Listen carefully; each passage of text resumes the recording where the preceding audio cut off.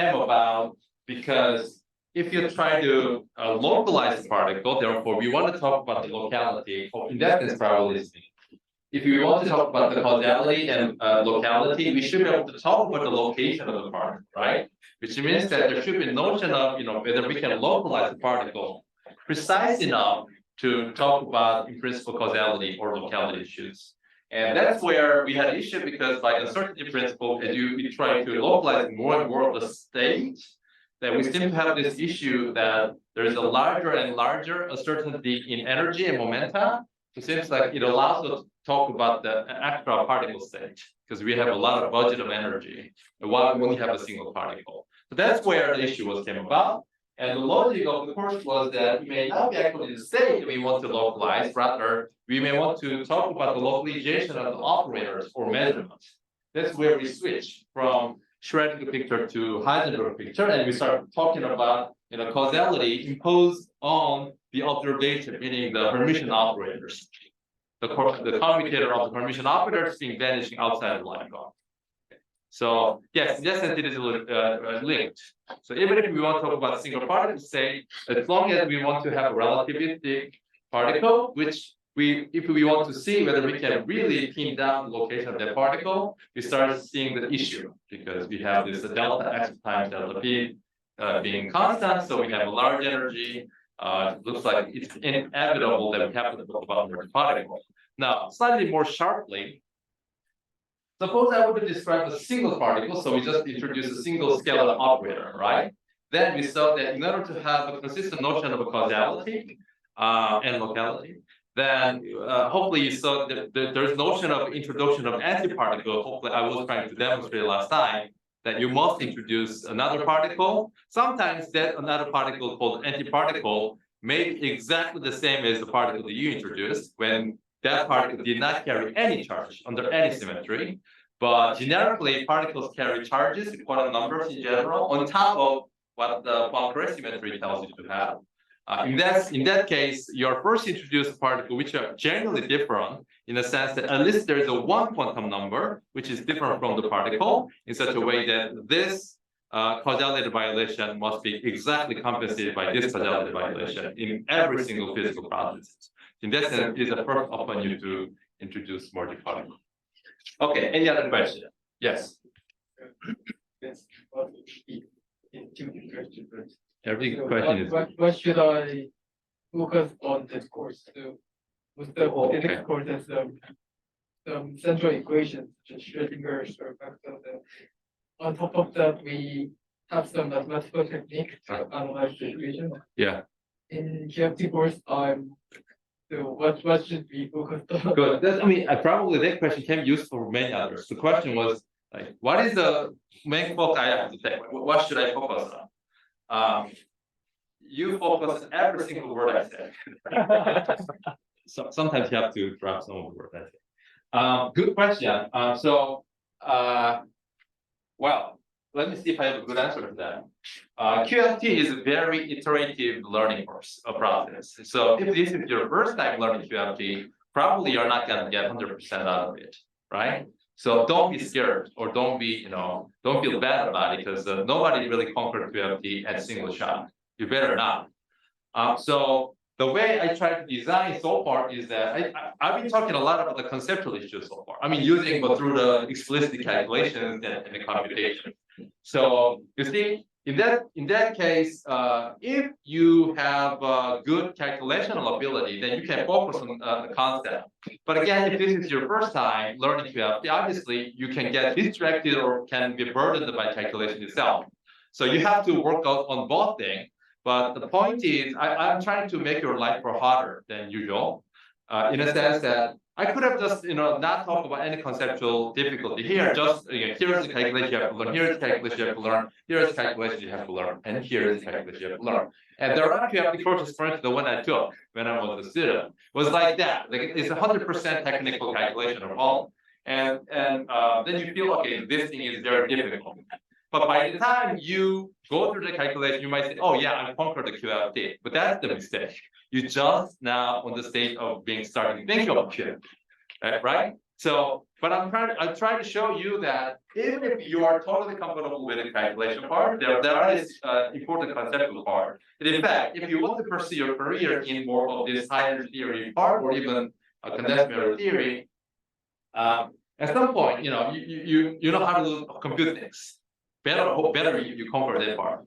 Then a lot of research is all about understanding subtle concepts, right? So if you don't train your brain also thinking about that conceptual subtleties, even after you think you can compute something, you feel miserable, like, oh, I can't compute things, but I don't know what to compute, and if I have a result, I don't know what to do with it, right?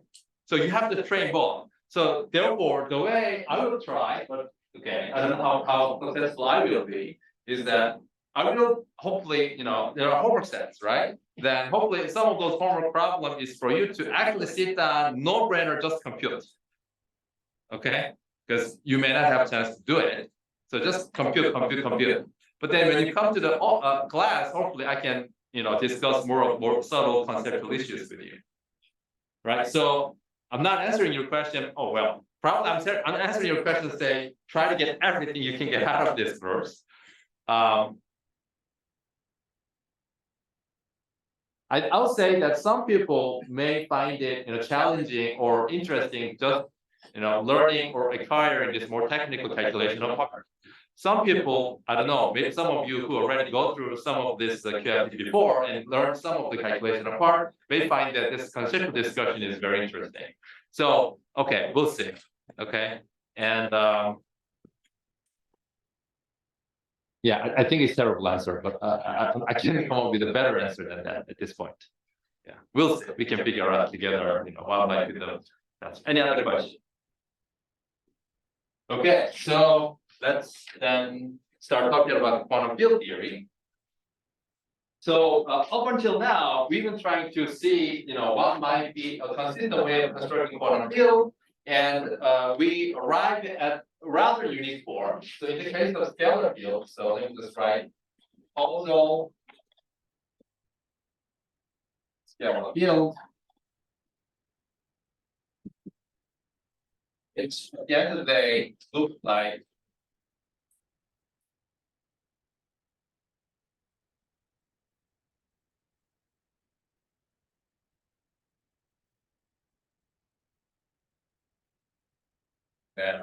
shell conditions, right? So that's why we arrived. We spent a lot of time to derive this expression. Now, so the logic was the following. Okay, I want to describe a particle, but I learned that we need so logic so far. I'm going to be quick here. The logic was I want to have a relativistic particle. Right? So I want to describe a relativistic particle in quantum mechanical sense. And then this showed that I need to talk about many particle system, multi-particle system.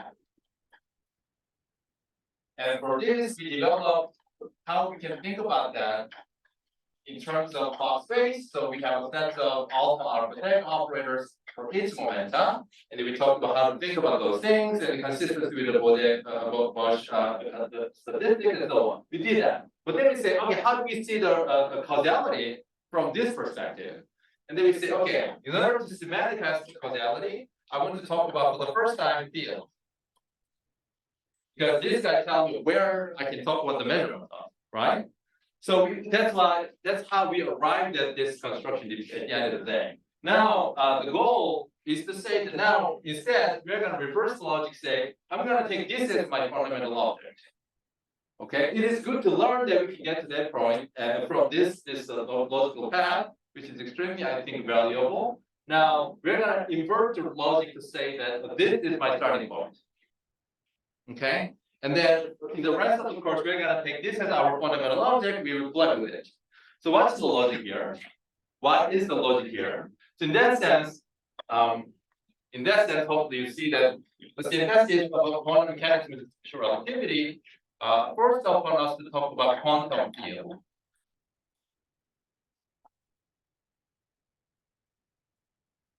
Okay, so this is the formal machinery. Now we can use it because so long as I use those objects, I sort of already took taken the account all these subtle conceptual issues. So I can just conform myself and take that as my starting point, use it. In order to actually demonstrate that point, we need one extra step, which you can read from the book. That here's the condition. Let me remind you. So first of all, and then I'm going to replace some of this. So we want to construct the field operator that satisfies causality. We studied so far Hermitian operator or real scalar field, although I sketched how we can go with the complex field too. And then 3 and 4 for Lorentz transformation property.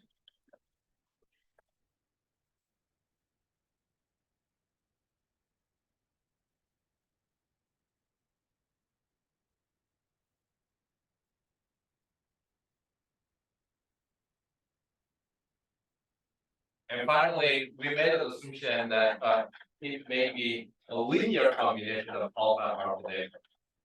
Why? Because anyway, I knew that I needed to start with alpha dagger to be consistent with the requirement of the box space, and then we constructed field out of that, right? Those were the conditions we followed. Now, in order to reverse the logic, taking the corner field as our starting point. Now, obviously, I need to stick with this too, because that captures basically Poincare values. Now, instead, we are going to replace this requirement by the fact that I want to have a field. I want to have a field that satisfies the following equation.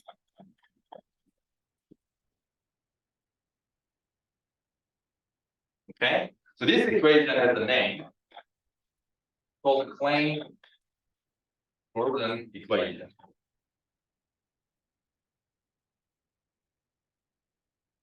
So we say, what do I mean by what do I mean, right? What do you mean? All of a sudden, writing down some differential equations.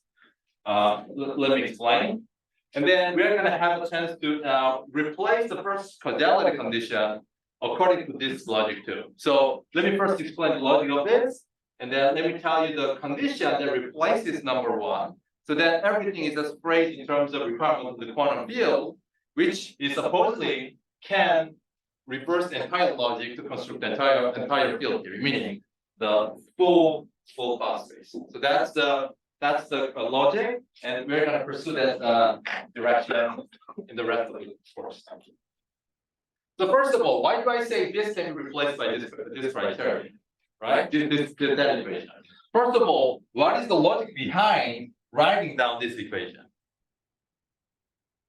As you will see, this is not specific to scalar field. So in order to understand that, first let me recall what does the field do. So if I take the field acting on the vacuum, we talked about the fact that you can create a particle with a momentum p, right? Unless it carries extra quantum number, and then the wave function looks like this. So basically, interpretation of this equation is that the field operator, when acted on the vacuum, this corresponds to a quantum state in the Hilbert space. That quantum state is nothing but momentum p particle state, and the wave function is this, which means that it generates the plane wave state with 100% localized momentum p. Right? That's how you read this equation. Good. Now, but then this equation tells me that therefore, whatever it is, this creates a particle that satisfies relativistic dispersion relation, right? That's what we know. And that was what we wanted to do, what we wanted to do, right? So we wanted to build a formalism in such a way that it allowed me to talk about quantum mechanical particle that satisfies this relativistic dispersion relation. That's all you need to say, that operator or field must satisfy this equation. Okay? Why is that? Whatever it does, right? It can control the state that it already satisfies this dispersion relation. So therefore, clue number 1, if you still feel a little bit unclear about this logic, so let me first interpret what does this equation mean. So check number 1. Let's do a couple of checks from now on. Check number one, what does that mean? So if I look at this as a Fourier transform, which already I wrote down here, so here is the expression for phi. Obviously, if you actually the box, oh, by the way, box is a diversion, which probably I wrote a long time ago, is this. So it's the relative respect to x. So if I do it, it pulls out either minus IP or plus IP.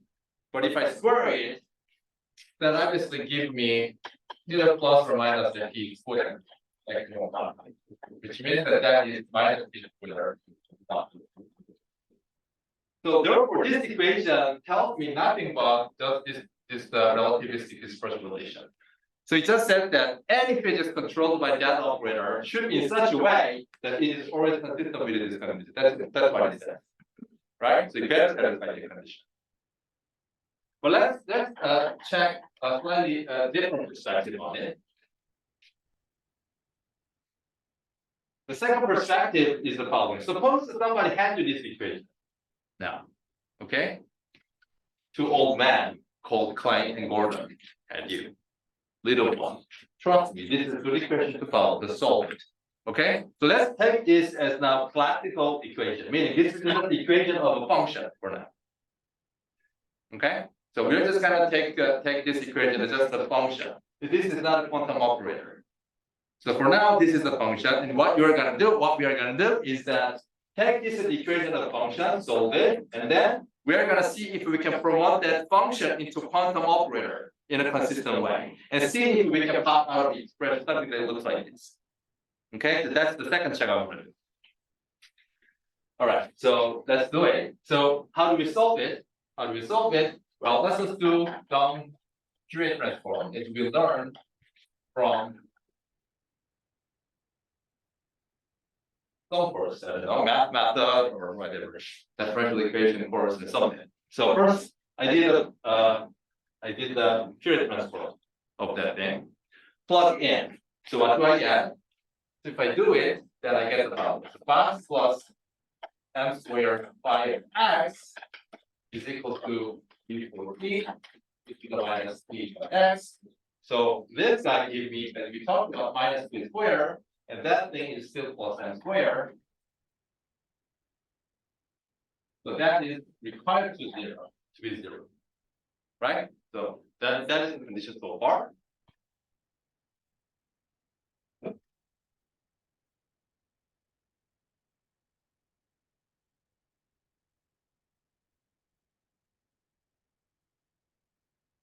Okay, so there are several ways of going forward from this, but I'm just gonna take easy path.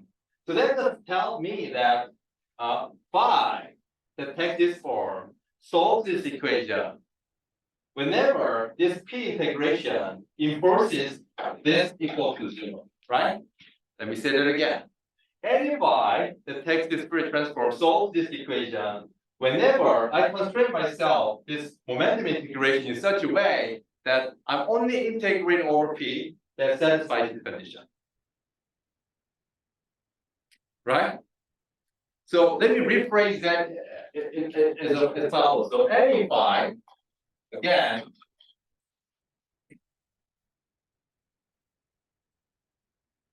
that exists in such a way that the momentum space here, or in this case, classical function, is proportional to, at least it has some cases that forces this condition. Let me write the rest of it, which is A of P, that automatically solves this equation. Right? Because if this is proportional delta function, delta enforces this to be 0, so everything is 0. Right? It solves the equation. So therefore, let me just rewrite what I just said.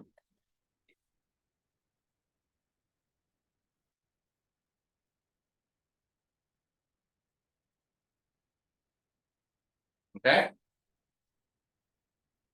And then I'm gonna insert 1. So I'm gonna put 1 there. 1 is 1. So 1 is other name of theta function over t0, or in fact any direction. So this is true. A theta function is, this is 1 if it is greater than 0 argument or 0 if it is the other way around. Okay? So if this is literally flipping the round, so if you add on that part, so it is 1 everywhere. Okay? This is 1. So let me just put it in.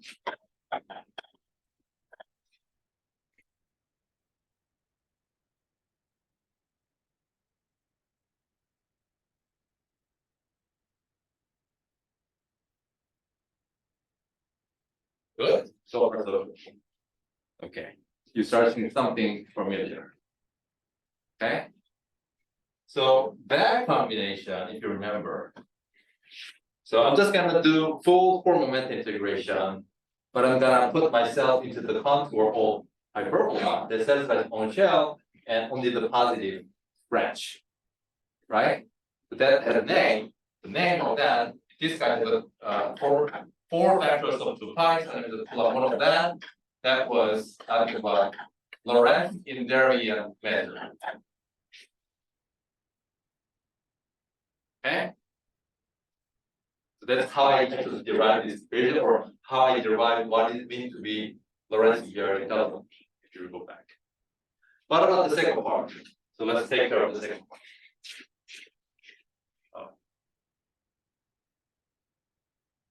What can I say? Okay, so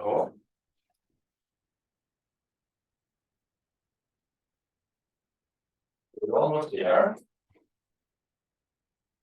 Okay, then what I'm gonna do is the following. So the second part, for the second part, can you see if I use the blue chalk? Is that visible? Yes. Okay, good. So for the second part, I'm just gonna make a change of variable p minus p, the entire momentum. Okay, this is literally dummy variable change. I'm just doing my integration whatever way I want to. That's what I'm doing here. Okay, so if I do that, you see, first of all, under that, first of all, this becomes plus p0, and the other one becomes plus I p dot x. Then I'm left with an 8 or minus. Okay, good. Lastly, if I impose reality condition, because I'm just studying real scalar field for a second, that means that scalar function should satisfy this condition as a classical function, not necessarily operator. This is the function. So that means the following. So if I look at this expression for my scalar field, this gives me the following condition. This is satisfied if and only if A star of P is equal to A of minus P. So let's see how we can see that. So just take the complex conjugation of that equation, right? So that is plus I Px, but A star P. And then do make change of variable P minus P. Nothing changes. This go back to minus IPX, but A star or minus P, right? So A star minus P should equal to A of P in order to satisfy that equation. Okay? So reality condition imposes that A of minus P is same as A star of P. Just check yourself. That's a single check. Okay? Take the complex conjugation, change the variable, should go back. So if I make use of that condition, then I can just rewrite this final equation again. You see, the first term is literally 1 over 2 pi times that thing, and then e to the minus I p x A, capital A of P. The second term is again saying now theta plus P0, so I can combine it with the rest to make it as the Lorentz invariant measure.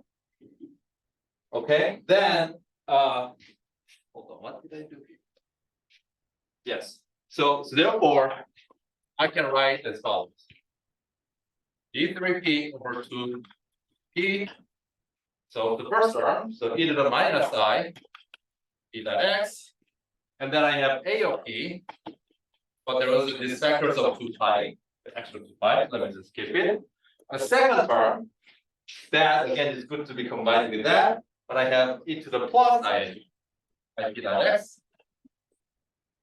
And then A of minus P, like I told you, is not same as A star of P. That's A star of P divided by. This is a solution to Clay-Gordon equation, viewing this is just a differential equation of a function rather than an operator at this point. Okay, that's classical function. We will come back to this viewpoint momentarily. Okay, but for now, let's go into this. Now, at this point, if you look at this is almost there, right? You're almost there. Okay. Now, you are attempting to notice now this is a classical function at this point. And then in order to pass on to the quantum world, you might say, oh, can I just promote this scalar function to a quantum operator? So just to make a distinction, let me just put hat. But so far I have not put any hat. So let me just promote to that. And let me just call this be alpha p. Okay, that's star alpha delta p. Then it looks like a quantum field that we spend so much time to construct. We can say, oh, okay, looks like we could have done it in 10 minutes, right? Demand it, solve it, get it. Ooh, good. So why did we spend so much time to get to that point? Exactly. We could have done it in 10 minutes. That's the problem. You don't understand anything behind this expression. Do you see causality if I just derive that way? Do you see tension because Lorentz invariance? Do you see this unitary all that issue? Not at all. So it is possible to teach quantum field theory like that way, okay? Trust me, this is good equation to follow because that demands that equation. So let me solve it, promote to the operator, boom, we're done. Let's study quantum field theory. And you understand nothing. Okay, but now I can do it because you understand everything behind this. Okay, so good. So therefore, again, the goal of this part of the discussion was that let's reverse logic. Let's take this as my primary object, and let's ask what are the conditions this primary object to be satisfied, to be consistent with all these sacred principles. Like I'm saying, first of all, let me demand that whatever the scalar object, it has to satisfy this equation. I'm taking this as one of the conditions for the field operator to satisfy. You see, the consequence of that thing is it automatically pops out solution being linear combination of alpha diagonal. I did not have to demand separate, right? Because the second order differential equation, the solution comes with two parameters. It automatically comes with two parameters. Good. Now, but then that's not it, because okay, this is the second order differential equation. And then I want to be able to use this field operator for all possible space-time point x. Right? But from the perspective of mathematics, here's the second order differential equation. And you know that in order to determine unique solution, the second order differential equation, you need two initial conditions. Right? This is again, let me say that again. This is the second order differential equation. You need two initial conditions to be able to determine unique solutions. Again, that is related to the fact that the solution has two parameters, two coefficient parameters. So you need two conditions to fix it.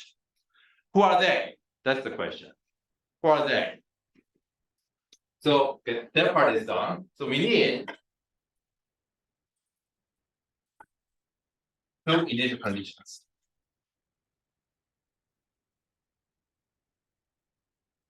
And then we will see now that this should be set up in such a way that that initial condition respects causality condition. Okay, so since some of you are probably all of them seem to be lost, let me say the logic, the path that I'm trying to go now. Okay, what I'm trying to do is the following. So we have gone through this process of constructing quantum field, all good. Now, in the process of reversing the argument, what I'm trying to do is that what are the setup conditions? What are the gameplay rules of the game I need to satisfy for a quantum field? So I want to now set up the rules for the quantum field, which are consistent with all these sacred principles of causality, Lorentz invariance, and so on. So I want to derive the conditions. Once I know the rules of the game, I'm just gonna play the game. Forget about this construction. Okay, that will be the rest of the course. But I have demonstrated to you where that should come from. It's not ad hoc, it's not random. That's what I'm trying to demonstrate. Okay, so let's look at the conditions, initial conditions.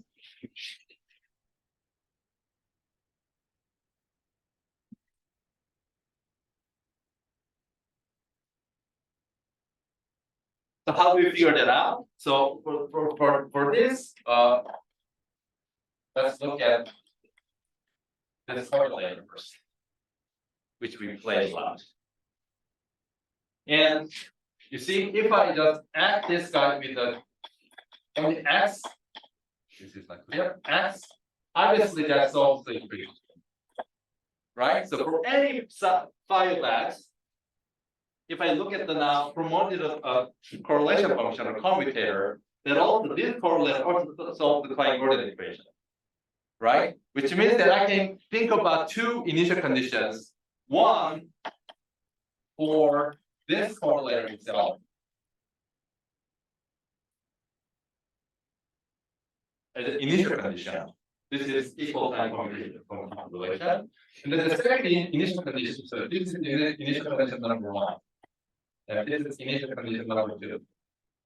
You see, differential equation, you first have the initial condition of the field at t equal to 0, right? And the second initial condition is the t prime at equal to 0. You need a location or displacement and the velocity, right? Those are the two initial conditions. So you want to have a condition on the first derivative of that solution, that thing. Right. So the question is, what is the second condition that is consistent with the causality? And why did I say that this condition satisfies equal rather than something else? Okay. So again, the logic was there's Klein-Gordon separate second-order differential equation. I wanted to come up with the two initial conditions that this thing needs to satisfy in such a way that it is consistent with the causality. Okay. But what was the causality condition? Let's look at that. So causality condition says this, but I'm gonna write in a more detailed way. This was plus of x minus of x. Remember, this was proportional to alpha, this was proportional to alpha delta. And then plus of y minus of y. Okay, let's just write. So this necessarily come in with that, so I didn't have to look at it, right? Because alpha come in with alpha. So non-trivial term that I get this good, and then that obviously come in with that. So I just need to look at the second term, which I can look the other way around. So plus of y minus of x. This is generally true. I'm just writing general expression. And we have a name. So this has a name that this is delta plus x minus y. And the second one, y minus x.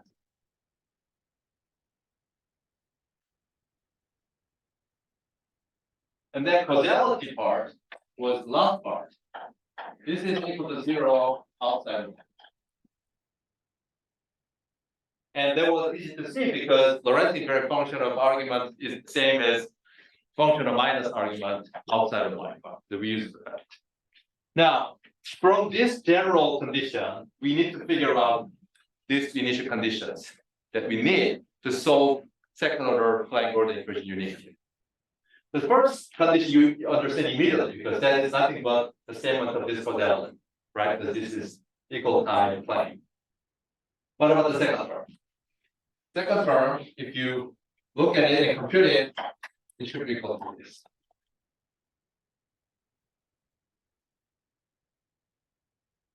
So for now, instead of actually me computing this and spending time, let me just tell you. So you know this expression. If you look back at my lecture notes, right? Where you just take this expression, take the time derivative of first thing and see if you get that. That's the exercise you can do. Okay, the point is the concept here. The point is the concept here.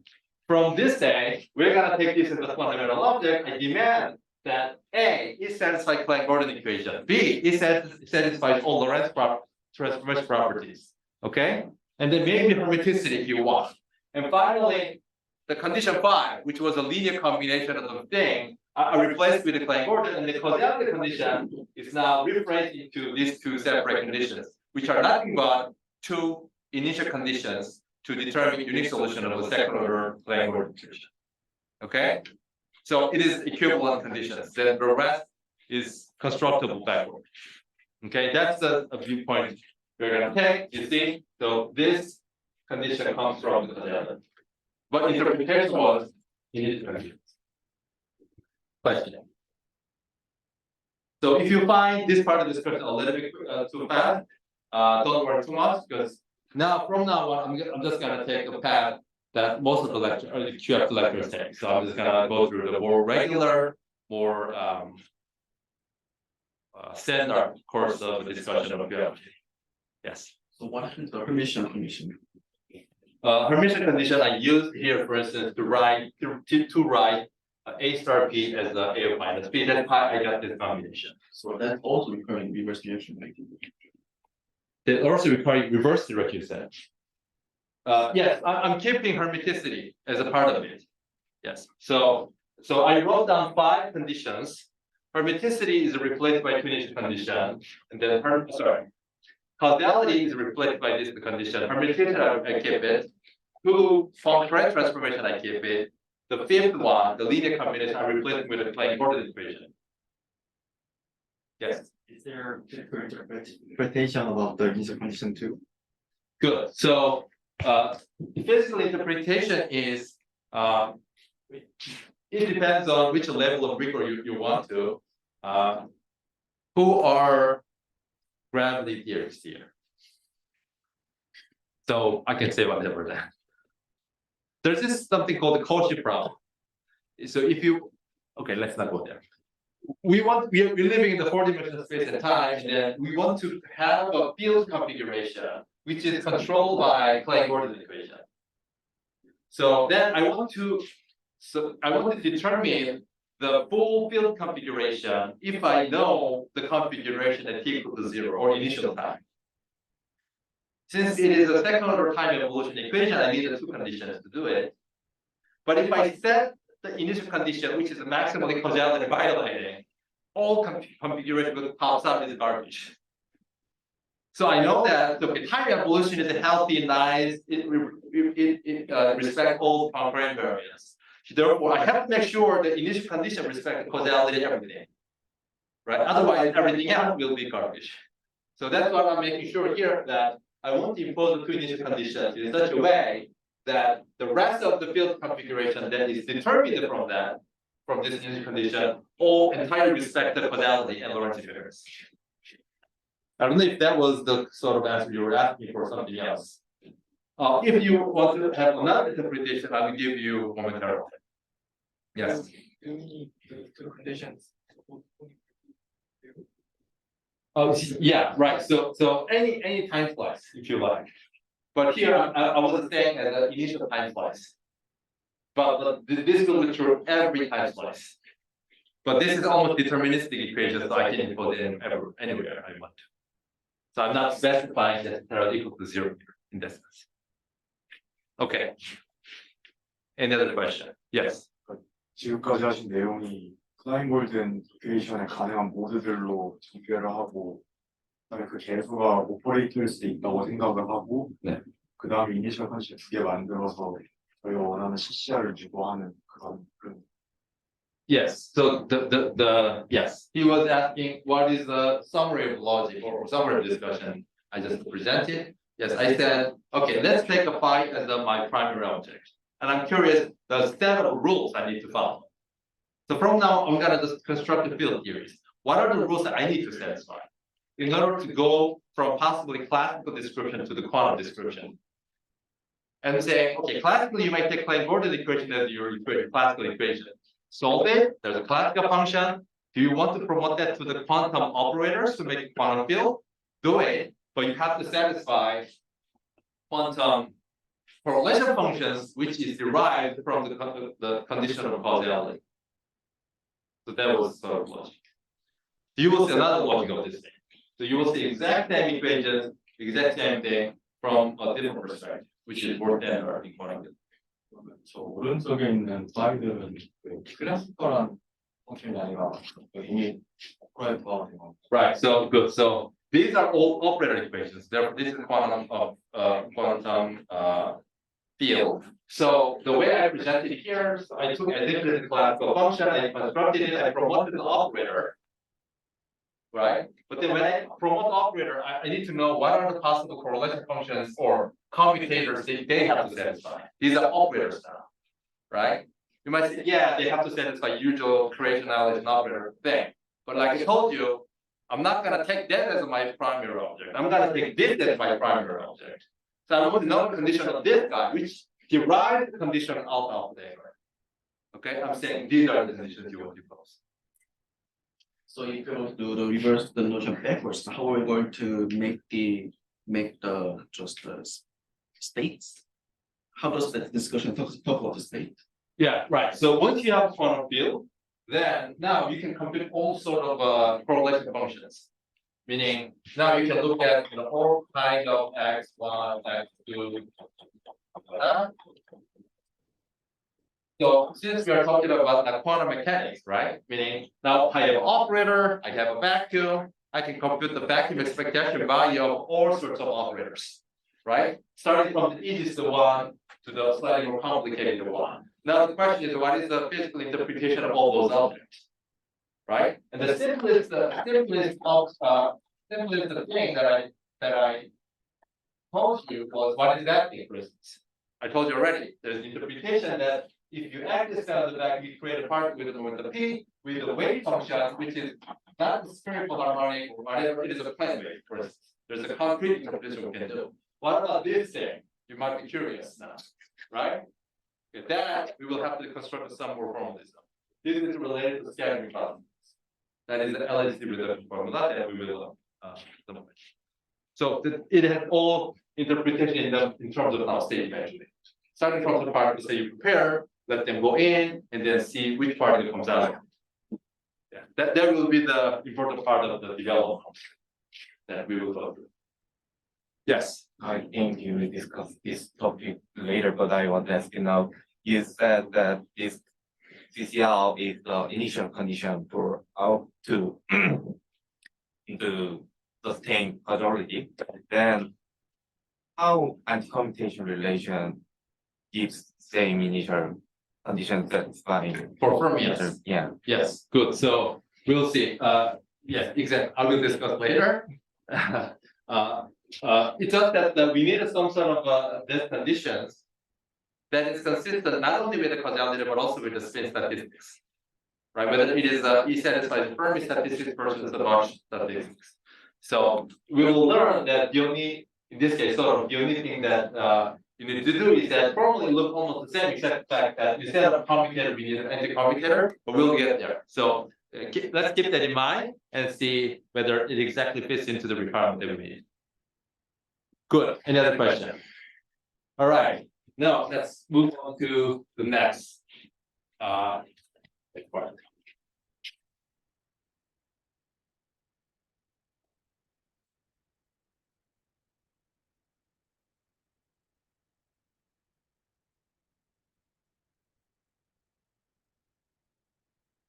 So the next big part that we're gonna spend some time. I mean this way only, is the topic of classical field theory.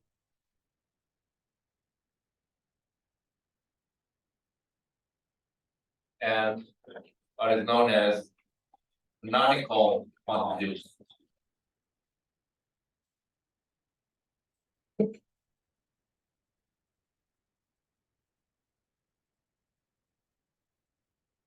This is more standard, not standard, but anyway, happens to be, more openly adopted approach to the quantum field theory. But again, as Coleman also emphasizes, and I totally resonate with the statement that nothing about this conceptual part if you only go through this path. So it's great that we have time to balance this together. So here are we're gonna more or less follow the similar path what Coleman did, but I'm gonna shrink it to a shorter path to save some time. So we start with the classical particle mechanics. But to me, when we say mechanics, this mechanics word included the notion of particle lineage already. So it's when I say classical mechanics, it is a classical description of a particle. Okay. So then we're gonna quantize it to get quantum mechanics. So it's a particle description of quantum version of particle description. So this is we're gonna do it in a particular method known as canonical quantization.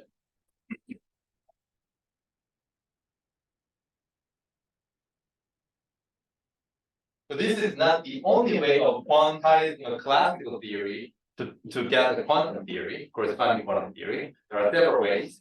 First, we will go through possibly not only canonical quantization, we will also discuss the path integral quantization. There's also this known as the geometric quantization. There are ways, but in this course, we will at least talk about canonical and I think a path integral quantization.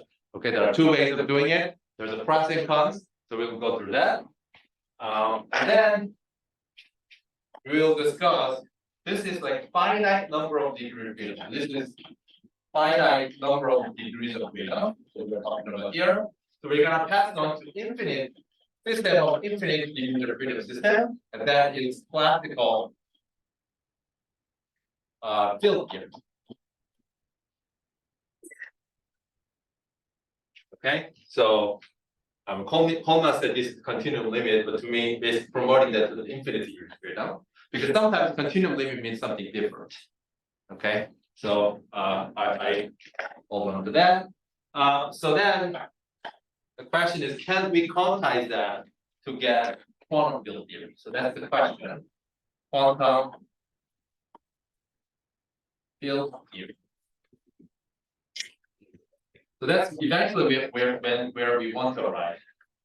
So we will talk about this, we will talk about that. Depending on time, we will cover this. If not, we will finish up next time. Okay, that's the goal. You see, I don't know if this is exactly this way. Some old days, people try to understand their math. Right? They first took particle, classical particle with the relativistic mass, or sorry, relativistic energy, try to quantize it and see if it fails. Yeah, they fail, as we saw. Let's see, can I quantize again to get the quantum field theory description? So sometimes there's notion of a second quantization. I really don't like that word. We never quantize twice. Also, in cosmology, if you know that, we say like reionization. If you ever studied, we never ionized before.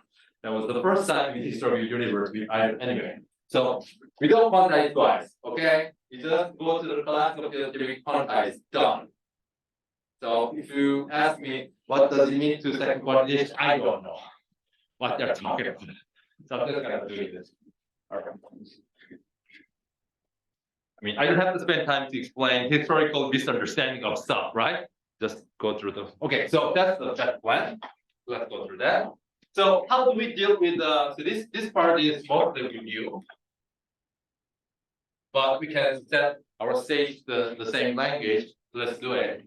So when we discuss a particle system of particle, it can be multi-particle. We can talk about particles. Suppose I have a particle with x1, x2, x3, particle number 1, P1. Suppose I have x2, n particle, for instance. Let's say I have n particle with a location in the space specified. How do? You first introduce generalized coordinate, right? Q of A, where now A runs from 1 to 3n. So you just introduce a single object that labels entire location or position of the part. All right, so then you construct action or Lagrangian, but you just construct action right away, which is the integration over T and some function called the Lagrangian. So this is called action. And this called Lagrangian. This is a function of QA and time derivative of it. And this combination, meaning there are space, right? There's a 3n dimensional space, and then there's another 3n dimensional space, which is Q dot. By the way, Q dot is a time derivative. Because we are interested in describing mechanics or dynamics of this particle as a function of time. So I want to see what happened to the system as a function of time. That is the goal of mechanics. So, and this coordinate system, now it is a 6n dimensional space. It's called configuration space.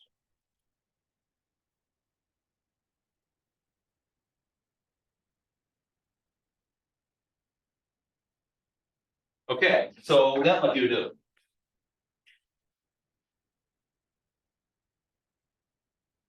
Then you can ask, okay, what is the law or equation that governs the evolution of particles? Right, so that's what you would have to ask. Right, the goal is to understand time evolution of particles. Right, that's what you want to know. So you want to have a governing equation that controls the dynamics of the particle. So that you get from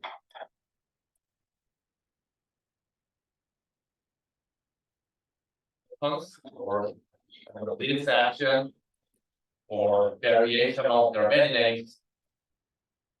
All same thing, variation.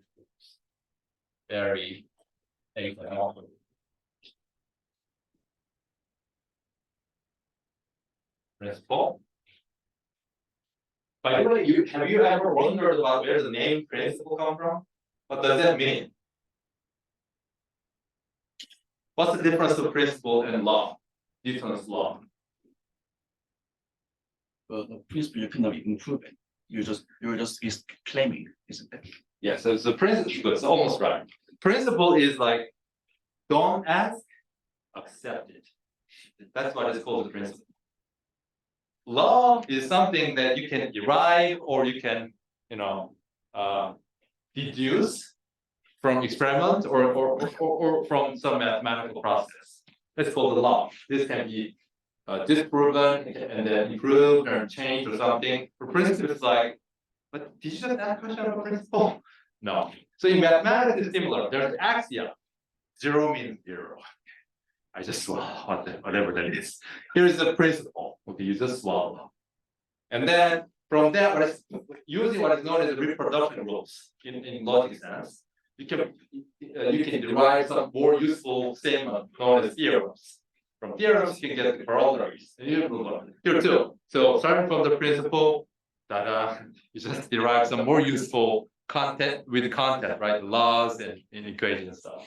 So Hamilton said it, but I don't know when things can be promoted to the principle.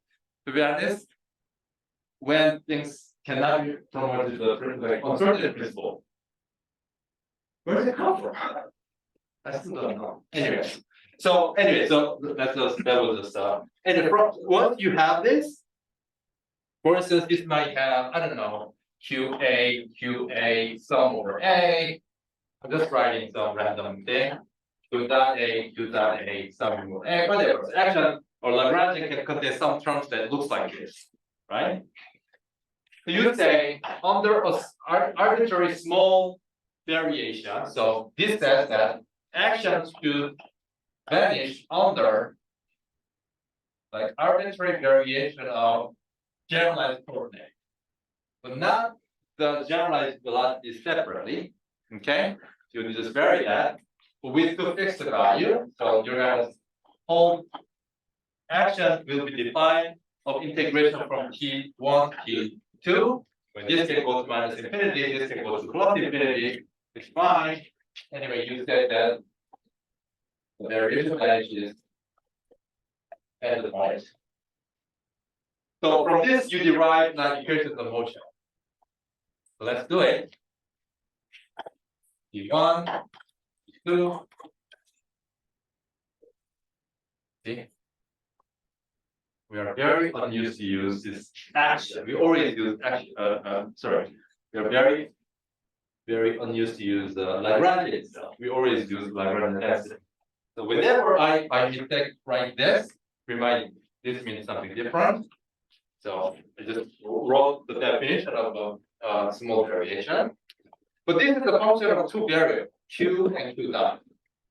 So I should be able to write it before. So first, I take the derivative with respect to QA and the variation of QA. And then, oh, you see, I immediately made this. I didn't mean this. Yeah. Got it. So far, so good, right?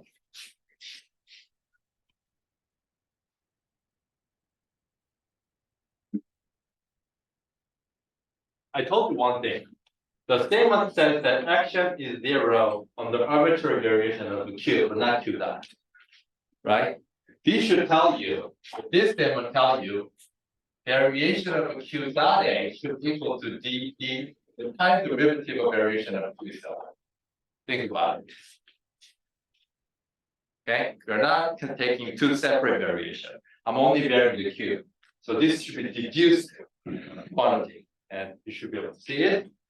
Good. So with that, since this is the time derivative of A, I can rewrite the second term as follows.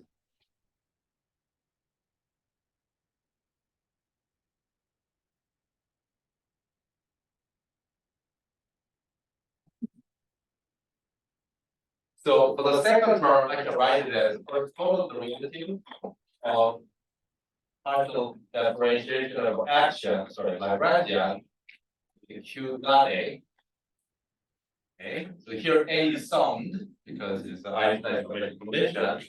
First, I get EP over this.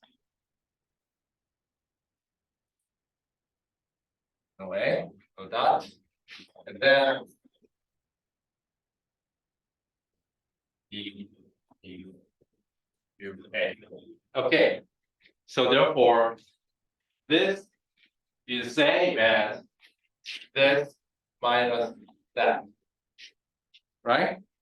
So doing integration by part, so variation of action therefore is same as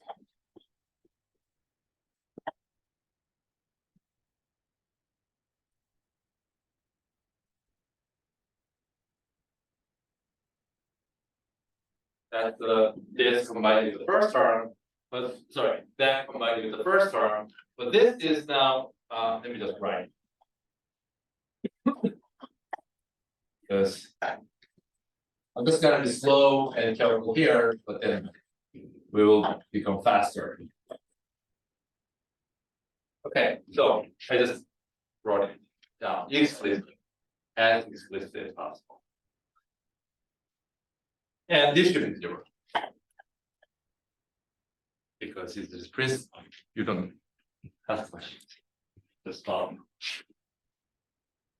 Hopefully we will get a better understanding of why this is sensible thing to do once we learn pattern table formulation.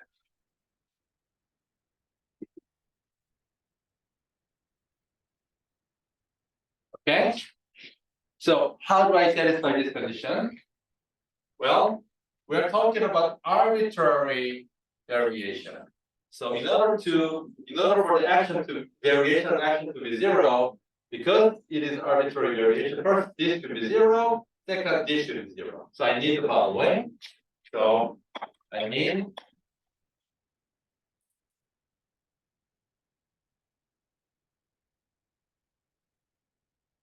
this, and this thing has a name.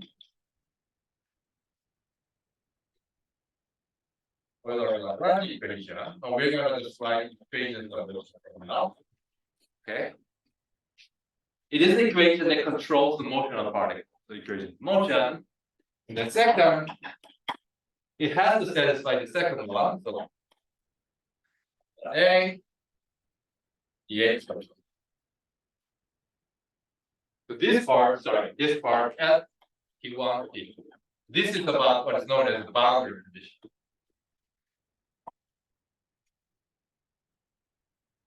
I'm just gonna write UT in the rest. So that variation of principle give you equations of motion and boundary condition. Sometimes or oftentimes, we just say, okay, this vanishes at t equal to 1 and t equal to 2. So let's just keep it to be 0. It is true. That is true. Under that assumption about the variation, this is automatically 0. So you don't actually worry about it. But there are field theories where you have to worry about this question too. Okay, I'm not gonna go into that, but just keep in mind that there is more general equation. And in some cases, this may not actually be 0. Okay, and you see, whenever you have a differential equation, if there's an interval, and then when you impose a function to be 0 at the boundary, that is called the Dirichlet boundary condition, right? And here we are basically imposing Dirichlet boundary condition. But then sometimes you know that you can also solve the equation with a normal boundary condition where the derivative of function is 0. Okay, so if you actually compute this, sometimes it does contain the derivative of function itself, like this q dot. Right? So you know that the condition, boundary condition need not be just the Dirichlet boundary condition, it can be normal boundary condition. So I'm saying this general combination must die. Not necessarily that it is always a Dirichlet boundary condition. That's all I'm saying.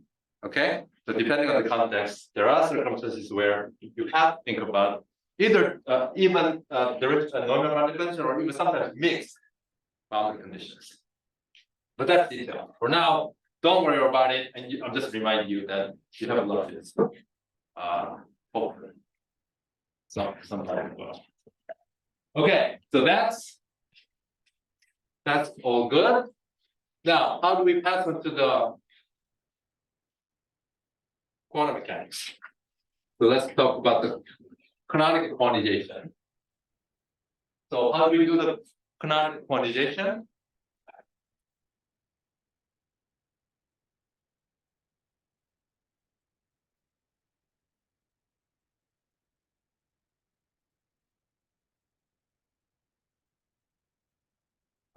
Remind me, these days you guys have like 1 year classical mechanics course or just 1 semester or not even that? 2 semesters. 2 semesters, okay. What book do you use? With? Then Okay, still, yeah. after 10 years or whatever. Yeah, okay, good. Does that book has Poisson brackets and stuff? Or? It does? Okay. You see, I forgot all of that. At least from that education part, but I know it. So let's look at this. So how do we think about the canonical quantization? In order to use the canonical quantization, the first step is you have to go from Lagrangian picture to Hamiltonian picture. Right? Quantum mechanics is all completely controlled by Hamiltonian and time evolution controlled by that. So you want to pass on to that, and then you want to promote that to the operator, right? So you want to go to that. So this is done by Legendre transformation.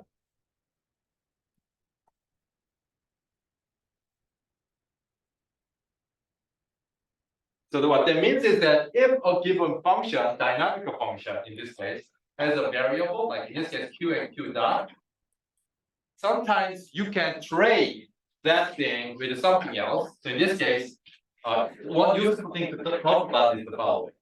Let's expand Lagrangian in terms of this variable. So you vary that QA, DQA, dot A, D, Q dot A, like that.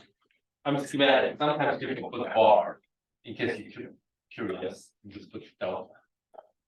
Okay. So this is the function of a 2 variable. I literally expand it.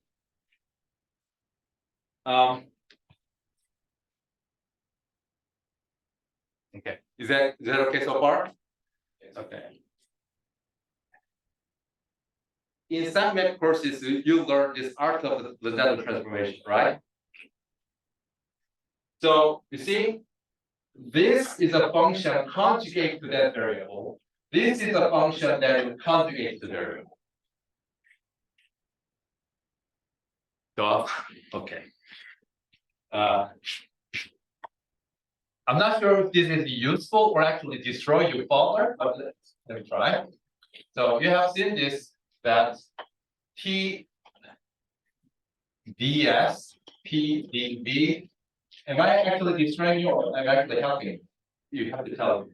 So in energy representation, this is a function of three extensive variables, meaning scales like a system of scales, size of scale. This is a different function of SVN. P is a function of SVN. U is a function of SVN. And this is conjugate to that. This is conjugate to that. This is conjugate to that. You can exchange the role of these two. In other words, if you want to get a function, which one do you want to flip? You want to flip this or just flip that? You're not giving me an option. Two means this. Okay. So if you want to flip the role of a P and B, which means that you are doing the Legendre transformation of these two, right? Which means you are passing on to what's known as enthalpy representation. So somebody pick a case that maximally is everywhere. Let's try SPM. Okay. So in enthalpy representation, DF. Now you didn't touch that. Oops. Yes, you flip order. So what you pick up the minus sign, DP. I mean, I'm happy to explain all the details, but let's not go to there. But you see, if you only write this much information, that's just confusing because you have to remember this is a function of SPM. So this temperature function, for instance, is a function of SPM. That is different function than that function. Right? I mean, argument is different. But here the point is you can flip the order, in this case now V became a function. Yeah, and the P became independent variable. So this is the Legendre transformation. And in fact, since we are here, I can't resist my temptation to show this full picture. Let's see. You start with entropy, which is the U. I don't know what I'm doing. It triggered. I did not intend it, I didn't plan to write down this equation, but when I did it, it just triggered. I finished it. Then you go to the energy representation, which is flipping this order. So if you do TS Legendre transformation of the first kind, you get enthalpy representation. EVN. If you do the B, P and B, you get did I get enthalpy now? Helmholtz representation. Okay. Enthalpy SB EN. And then you may want to do it further, so PV, which is the same as doing PV first, and then do TS, you get the Gibbs representation. So T, N. Here you note that the only extensive variable is N. This is extensive, these are intensive. So this must be equal to this mu times N. Anyway, I know what I'm doing here. So, all right, quantum mechanics. So let's do the mu N. That's where you get the grand representation, which is the again, this is only extensive variable. This is only extensive variable, so it should be what? P D, which is the function of the okay, you learn this. So going back, let's wait. So I was gonna talk about this. So here's the Lagrange. Lagrange is a function of two variables like that, right? And then there's variable, independent variable, there's a function. Right? And in case you remember that, that is known as the conjugate momentum. Right? So there's a conjugate momentum of function, which is a function of Q dot. And you can exchange the order of these two by doing Legendre transformation. And Hamiltonian is obtained by exchanging those two order. So instead of this, I'm gonna pick these two as my independent variable, right? Just like there's also an attribute here. So that's what we're gonna do. So once we do that, sorry for this big digression.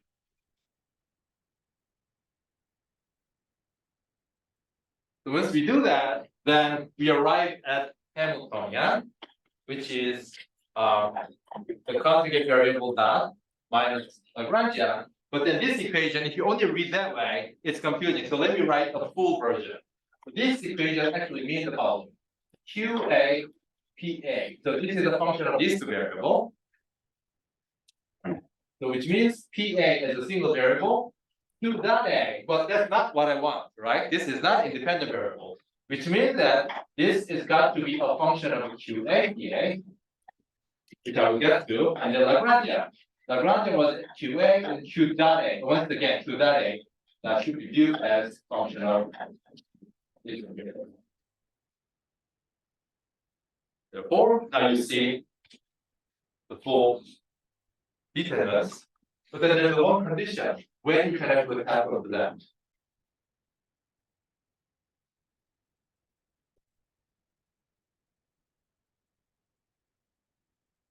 Oh my lord. Okay, so here's one important question though. So when can I invert this relation, right?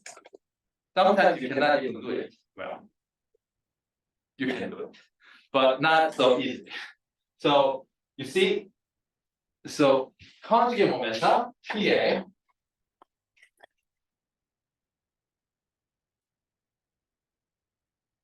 conjugate momentum, PA is okay. Now, in order to go from the Lagrangian picture to the Hamiltonian picture, basically you have to invert this function. At the moment, this is a function of Q A, Q dot A, because I'm in the Lagrangian sense, right? So you have to be able to invert this to get Q dot A is a function of QA, PA. Once you can do that, then you plug it back in, then you can get this, right? You see, there is sometimes tension where this inversion may not be straightforward. In fact, it becomes a pretty subtle game. When, for instance, I mean, there's a notion of invertible matrix sets, right? So you have heard this thing called the constant of motion. So sometimes if you compute the momentum with some variable, put is zero, go what does that mean? What it means is the matrix there's all of a sudden zero here. And you have the zero in the wrong place, that's not invertible matrix. You screwed up this process. So while constant of motion is very nice, friendly guide to let me solve the equation easily, when it comes to inverting the problem to go into the Hamiltonian picture and going through the quantization process, this is an enemy. Okay, and in fact, there is a whole literature about how to deal with such a system when there is a, for instance, phenomena like this. It's called constraint system, quantization of constraint system. Okay, so this is not about the constraint system. I'm just saying that there's a constraint system. Okay, don't put. You know what I'm saying? This is not named as a constraint system. I'm just saying that there is a system with a constraint, that there's a subtlety, and the inversion becomes non-trivial. But today, let me assume that everything is happy. No such thing happens, okay? So then what is the prescription? So let's do this. So what is the prescription? You pass on to the Hamiltonian. Good. So now you are in the Hamiltonian. So then instead of Euler-Lagrange equation that we derive here, then you get Hamilton's equation.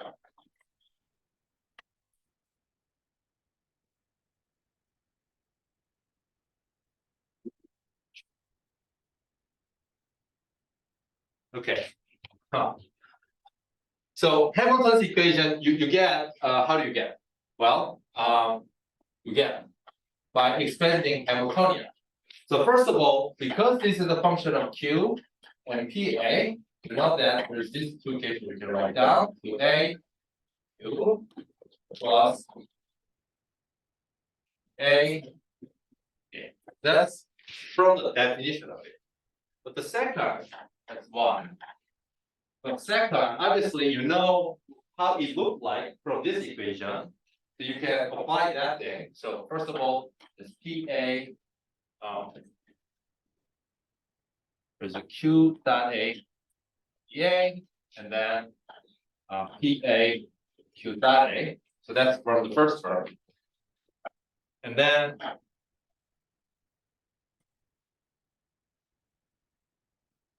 Q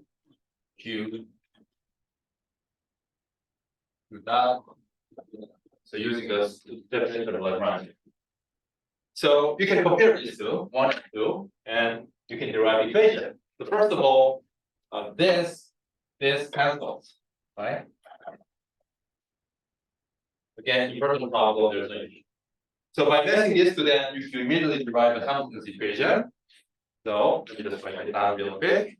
But first, let's look at this part, PA part. That shows that partial derivative of Hamiltonian is equal to Q dot A. Okay, good. So we learned something. And then the second, let's look at this. So that tells me that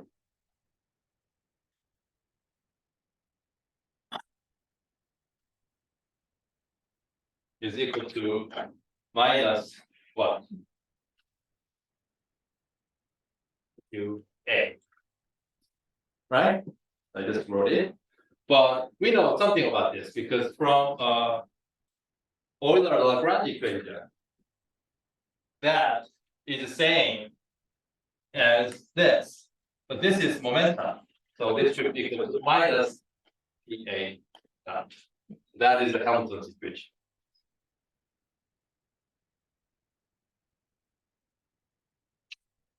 Good. Now, what about the quantization? So, that is the quantum theory, and time was fighting against us. Wait, what? Are we supposed to end 15? Yes, 15. All right. So yeah, sorry for the fact that I could not finish today, but Wednesday I will finish canonical quantization of the system, and then move on to the classical field theory, and then we will quantize in similar way. Okay, to get the quantum field theory. Yes. Can we construct quantum field theory by taking continuum limit of quantum mechanics? Right. So that was the 4 boxes of that path. Yeah. So I think that's what people tried historically. They first took relativistic particle, tried to construct a Schrödinger equation, tried to understand it. They failed because there's an issue, and then they just tried to say that can we just promote it again? And then they say, okay, probably I'm quantizing second time, but I've never done that. Meaning, I don't think it's not like I don't think there is no such thing as a second quantization. So I'm not sure there's a mathematically rigorous way of going there, but at least we know that I'm just gonna follow which is known to be well defined. I have to think about it because condensed matter system is a matter particle system, and we know there are field theories describing it. The question is what happens if we take the continuum limit? A continuum limit is known to be extremely subtle, oftentimes. So I don't know exact known example of going through that. Okay, any other question? Okay, anyway, we will end today. Again, the homework number 1 is posted. Take a look. And enjoy.